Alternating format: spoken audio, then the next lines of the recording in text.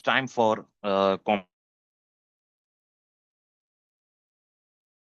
favorite area of SBL examiner, and often examiner do test topics from this area known as competitive forces.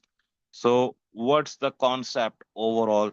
As you can see, the Porter defined competition as any activity within an industry that affects the levels of margin earned. As a result of extensive research, Porter concluded that most business plans were far too blinkered in the way they viewed competition, focusing only on organizations within their industry that supplied similar products or services to similar customers. This Porter called rivals and set them competitors. Okay, should be it should be broadened to include not just rivals but four other types of competitors. Okay, although the idea that organization competes with its customers and supplier is fairly radical, the competitive forces uh, model put forward very compelling argument and is now widely accepted. Porter claimed that there are five competitive forces affecting every industry, and that in most force other than rivalry has the greatest impact on the levels of margin earned. So, what are those? The threat of new entrants to the industry, the threat of substitutes, products, or services, the bargaining power of suppliers, the bargaining power of customers, and rivalry among current competitors in the industry. So, here you can see this diagram. Now, we have, as you can see, bargaining power to buyers over here. Let me use, yeah, black for it. No, another color. Maybe bill would be better. Okay. Bargaining power of buyers. As you can see, bargaining power of suppliers. Threat of substitutes. Threat of new entrants. And there you go. You will judge the rivalry, right? As now, here it is. First, let us look at the bargaining power of buyers, right? So, power's greatest where concentration of buyers' alternative source of supply exists. Cost of purchase is high proportion of total cost. Threat of backward integration, low switching costs. Buyers have low profits. Buyer has full information. And here it is, bargaining power of suppliers. Few suppliers, few substitutes, switching costs are high, possibility of integrating forward customers not significant, supplies product differentiated, threat of new substitutes. Can we find new market for our products? To what extent is there a danger? Can it be minimized by differentiation or low cost? And threat of barriers to entry or threat of new entrants, economies of scales, other cost advantages, capital requirements, access to distribution patents, government policy, researches of existing firms. Okay, so in barriers to entry, you can look at which barriers exist. To what extent do they limit entry? Are we trying to get in or keep others out? Uh, gr- so rivalry is greatest where rivals are of similar size, low growth in market, high fixed costs, price wars to maintain turnover, lack of differentiation, high exit barriers. Now let me give you the example over it. Okay. For example, we have, let us apply Porter five forces on accountancy. As you all know, accountancy is the online school, online college for ACCA, O levels, A levels, and other qualifications, right? So, uh, who are the customers of the accountancy? They're students, right? They're students.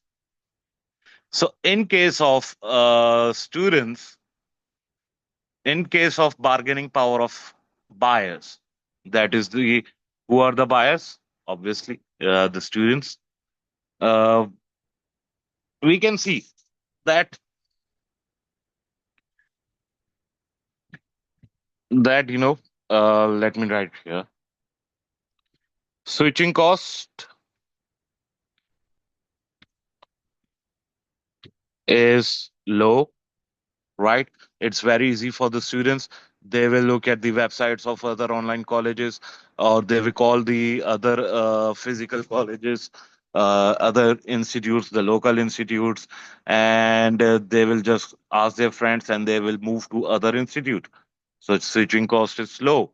Information gathering, they have all the informations. They can go to the websites, they can call and they will get the information easily, and they can move to the other institute very easy.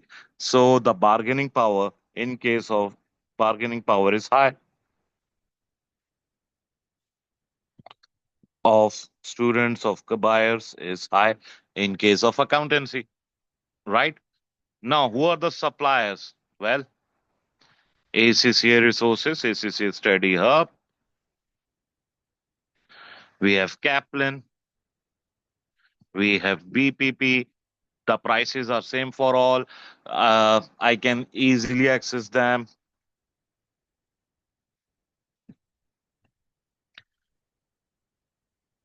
easily access them. So again, no problem for me. I can get it easily from there.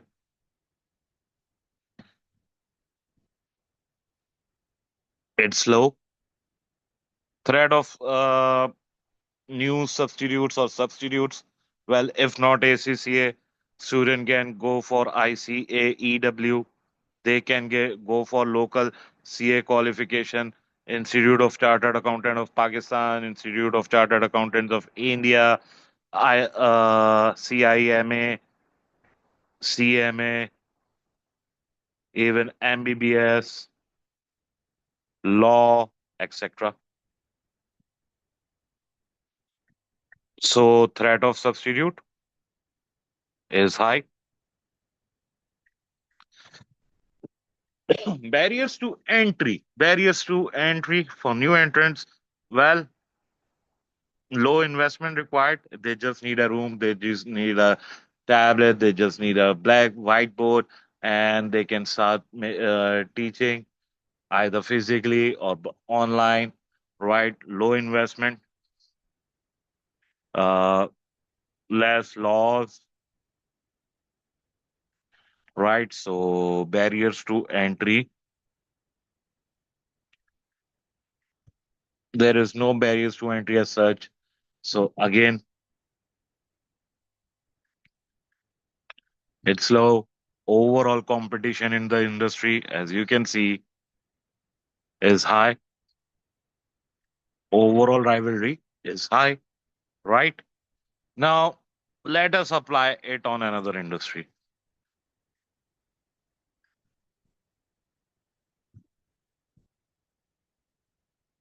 Let us choose now aviation, airlines industry, and our company is Emirates.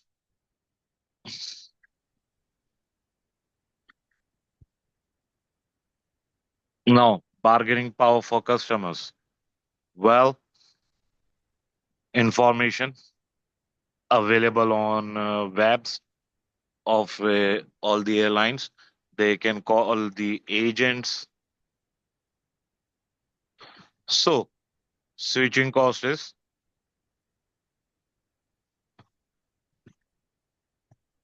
low. Power of suppliers, either who are the suppliers. So, uh, bargaining power of buyers is like, oh, sorry, is high, right? Switching cost is low. Bargaining power of buyers is high. Again, in case of suppliers, either they have Boeing, either they have Airbus. So, for the engines and all. So, Bargaining power of supplier is also high. If what are the substitutes? If not airplane, the passengers can go via train, they can go via ship, they can travel via bus, they can travel by a car. So threat of substitute is also high.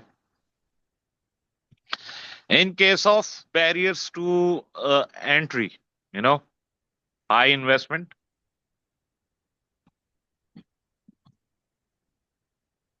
strict laws such as health and safety, safety issues and all. So even heavy duty, cost of licenses,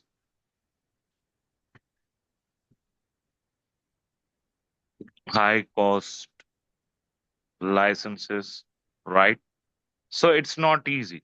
So barrier to entry is low. Overall, you can see rivalry in the industry on this factor is high, right? So I hope you get it. Uh, Now,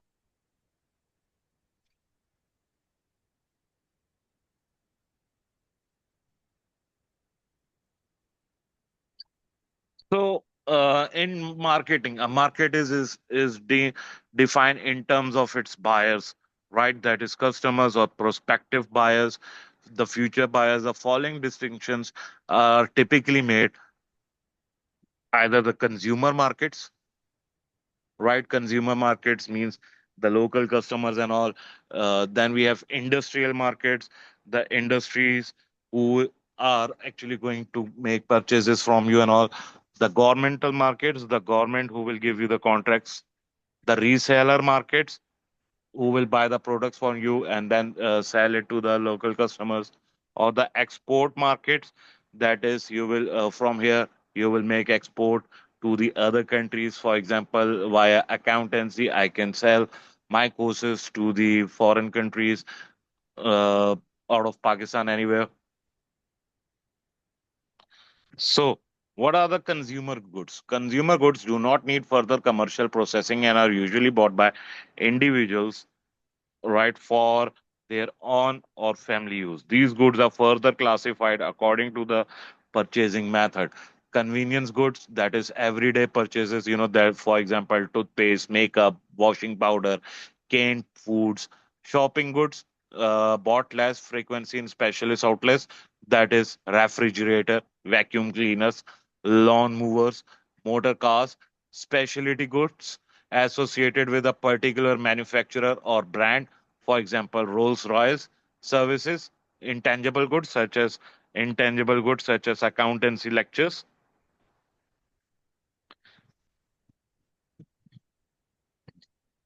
the online lectures, or yeah, accountancy lectures, or you can say hairdresser, intangible services. Okay. Then we have industrial goods.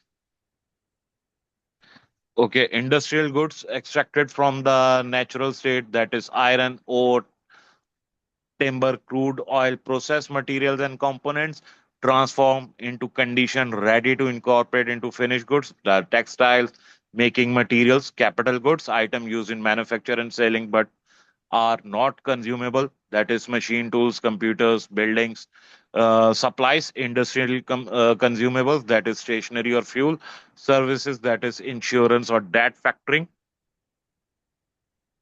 So, market segmentation, the division of the market into homogeneous groups of potential customers who actually,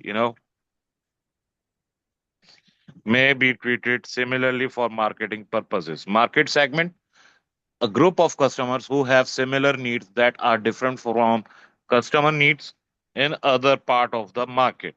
Market segmentation allows the company to vary its products and marketing to satisfy each of the market segment it chooses to enter. Managers consider the following. Okay, for example, market segmentation. Uh, in UK, for example, people will consider the variant of taxation, UK variant. Uh, In Pakistan, they might consider PK variant, Pakistani variant. In India, they might consider Indian variant, right? So that's according to the market needs. So customer needs vary due to characteristics of people and organizations, the purchase and use situation, users' needs and preferences. So relative market share already achieved, share in relation to that of competitors, and how segments can be identified and service, availability of customer data and processing. Consumer segmentation basis. Can be segmented using the following basis. That is, either they can be geographic, lifestyle aspects, feelings, attitudes, purchasing characteristics, demographic, and we have two demographic models. One is socio-economic grouping, which depends on combination of variables including occupation, education, income, wealth, place of residence. Family life cycle segmentation classifies consumers according to family status, for example, young and single, newlywed, married, young children, married with older children, retired. Then we have industrial segmentation. Industrial markets can be segmented by applying the same basis used in consumer markets. Typically, the emphasis will be put on geographic, most obvious for organizations that operate internationally. Okay, purchasing characteristics, frequency, and size of orders. Product manufacture, example, aircraft engines, car engines. Benefit expectation, for example, guarantees of supply, quality, or innovative design. And company type and size, smaller customer needs, fewer deliveries, larger ones may be expected, just in time approach, right? So segmentation criteria. The following criteria should be considered when deciding on the most appropriate segments to develop and maintain a successful segmentation strategy. That is, measure availability of information, accessibility of segmentation, that is distribution, substantially, that is size of market segment, and stability of buying behavior.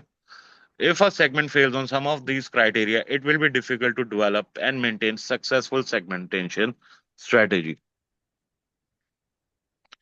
So when targeting the markets, one, research and segmentation exercises are carried out. The organization need to determine target segments. In this context, targeting market means deciding which attractive segments to select and how to carefully approach each with a designed marketing mix.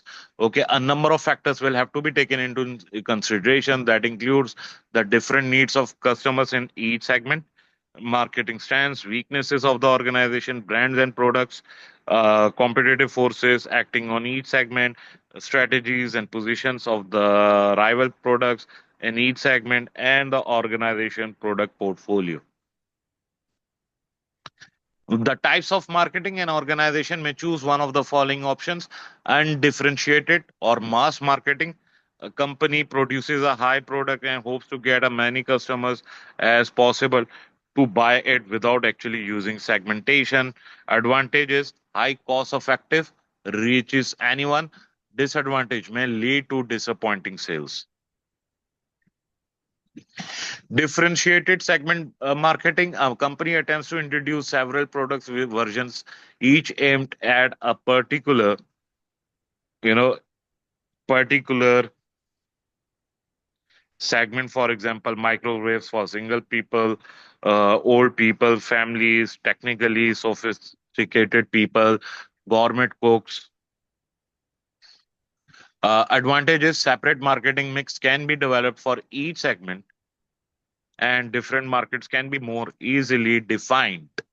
Disadvantages: high marketing costs. Okay, message may not reach some customers. Then we have concentrated marketing. A company attempts to produce the optimal product for a single market, for example, Ferrari. Advantages: allow small companies allows small companies and limited resources to achieve strong position in a particular segment. Disadvantages: it requires sophisticated marketing, ignores other areas of the market, can cause problems in the future regarding expansion. Now we have Porter's value chain, which describes the activity within and around an organization that creates a product or service. The value chain provides a framework for analyzing an organization by breaking it down into strategically significant activities that add value to the product or service in the eyes of the customer. The following example depicts the value chain for a manufacturing business. First we have primary activities, as you can see over here: inbound logistics, that is moving the products,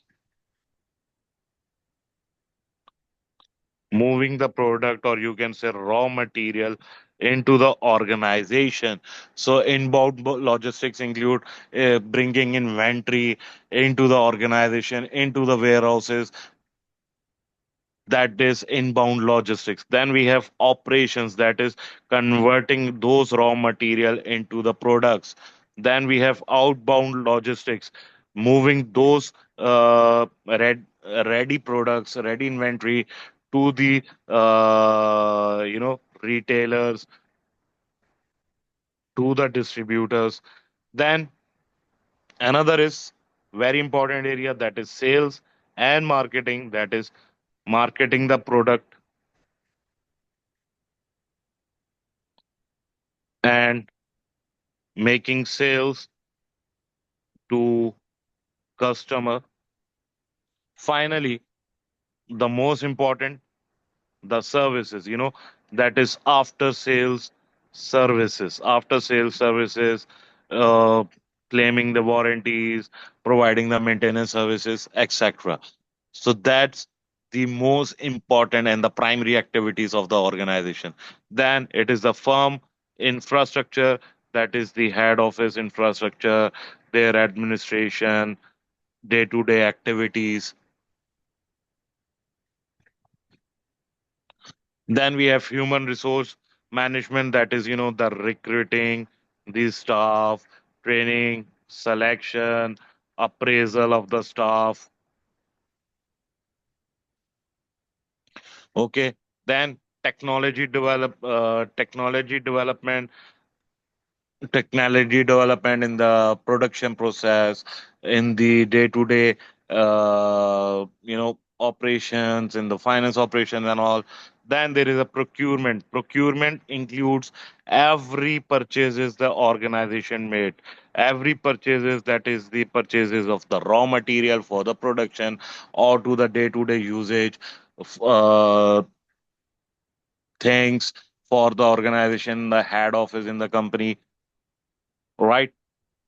I hope it is clear. Okay. Now, a strategic, how a strategic business unit that is a complete department creates value for its users, which is both greater than the cost of supplying them and superior that of the SBU strategic business units. What is strategic business unit? A part of an organization serving distant external market or niche within a market for goods or services.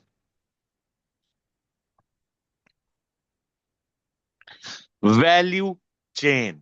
A value chain can be used to identify those processes by which a customer can achieve competitive advantages because it can perform them for a lower cost or more effectively than other businesses. This competitive advantage might come from having superior knowledge how to perform a particular process, producing large quantities to take advantages of economies of scale, taking on risk that customers do not wish to bear. Example, insurance companies. Okay. Providing a service in which the costs are fixed but can be passed on to multiple customers as a pay per use variable cost. Example, providing payroll processing services. Value networks. A single organization rarely undertakes in house all of the value activities from design through delivery. of the final product or service to the final consumer. Organization usually employ a wider value network that allows specialization. Okay, value network is the set of inner organizational links, relationships necessary to create a product or service. So that's how it works. Supplier value chains, firms value chain, distributions value chains, customer value chains, and rival value chains. Porter suggests that value adding activities occur in sequence in supplier firm and customer value chains by analyzing, understanding linkages between value chains. A firm can add more value by stealing a value adding activity from another value chain. Role of value networks, analyzing the value network can help to answer the following questions. What are the activities and cost or price structure of the network? Cost structure refers to the cost incurred at each stage of the network and the price structure to price change to the next customer in the network. This may be changed benefiting the network as a whole by someone leading the process. What are the process pools? They are the different levels of profit obtained along the supply chain.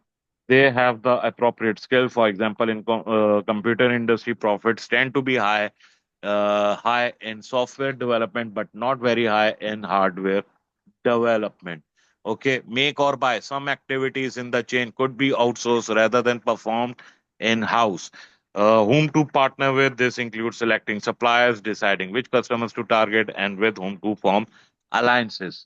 Influence value net of value networks, or since organization value networks are working together to a common goal, they rely on each other and can influence their network connections. Value networks allow organizations to identify entities that influence the value which is delivered to customer and the government structures that controlling the network. Okay, this enables organizations to improve the whole network, adopt the network structure to better suit changes in the wider environment, promoting innovation, knowledge creation. Then we have vertical integration. Vertical integration means diversifying into other activities along with the value network. Backward integration means moving into the activities that supply the current business. Example, electricity distribution company, buying electricity, generating company. Forward integration means moving into activities that customers of the existing business are performing. For example, car manufacturer setting up a dealership network. Okay. So, what are the advantages? It enables business to gain profit from other parts of the value chain. It may be necessary to ensure a stable supply of inputs to business. It enables a business to adapt more quickly to changing business environment. For example, a retailer can adapt more quickly to changing customer demands. It owns the production facilities that supply it. Disadvantages: the business may not have the right capabilities to operate in different part of the network. Managing more than one type of business may district senior management and ultimately reduce performance. The business will need to have the resource to invest in buying suppliers or customers. So far, so good, and I hope it is clear till here. Uh, that's it for now. If you have any questions, you can ask me either on my WhatsApp or by contacting me. So that's it for now.